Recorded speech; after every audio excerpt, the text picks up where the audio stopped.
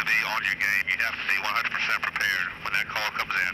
It's a call to care. Because it could be the difference between someone surviving a condition or somebody not. And with every whirl of this helicopter's blade, time is critical. Your direct role in saving a patient's life. And it could be a newborn baby, or it could be a child, a teenager. Everything that we see is the sickest of the sick. And you deal with that day in and day out every day. And every day, 24/7, flight nurse Mark Rogers This was my pursuit. This is what I wanted to do. and pilot Wyatt Roscoe I'll make one or two loops here downtown. are two members of Children's of Alabama's critical care flight team. And from above, they see it all. When you stand at the bedside with a parent whose child is dying, and their only hope is to grab them and try to get back to Birmingham for, a last-ditch, emergency procedure or something. When you go home at night, I couldn't tell you how many times I went to my children's room, and even though they were asleep, they don't know it, but Daddy knew it, and hugs and kisses, and thank the good Lord for my children and their health and so forth. During Thanksgiving or Christmas.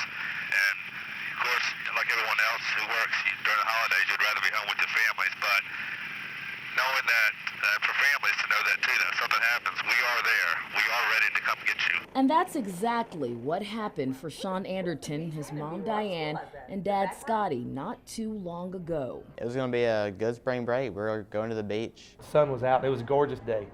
So me and Sean were playing in the water, and Diane's on the beach watching us. And so when he went to jump in, dove, I noticed a wave caught his feet, made him over-rotate. And behind the wave, I guess it was shallow, so he hit sand. It's like my entire body went to sleep, like your foot does. It just tingled, and I couldn't really feel anything. Diane looked at me and said, "Scotty, something's wrong." And he was face down in the water, and nothing was moving but his head. A broken neck, Sean was taken to Florida's Bay Medical in Panama City, and then he heard the sounds of Children's helicopter. They came and got me out of Bay Medical, put me on a stretcher. I remember, going to picking them up and talking with the parents, and he was actually awake and talked to us. Got in the helicopter, they were showing me all the buildings from up above, just hanging out and talking to me until we got there. And I was thankful for them being there. Being there, offering critical care, especially at a time when parents often can't fly. The chopper only sits a few, so Diane and Scotty had to let go and rely on these highly trained medical pros. Took care of my baby when I couldn't. What went through your mind? I was scared to death.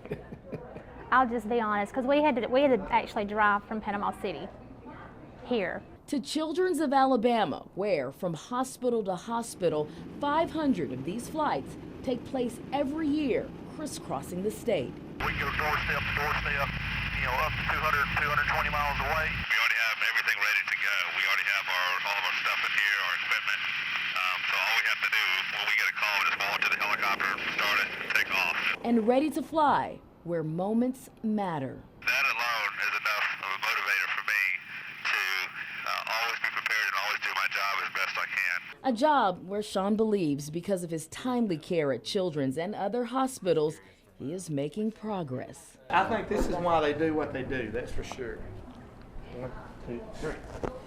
Thank you to the guys in the helicopter that took care of my baby. So the next time you hear, even on a holiday, know that there's a team of 15 where Mark Rogers I'm taking care of kids. and Wyatt Roscoe are on a critical care mission to save children's lives, one flight at a time. And that's what's working Providing care that no one else is able to do. at Children's of Alabama.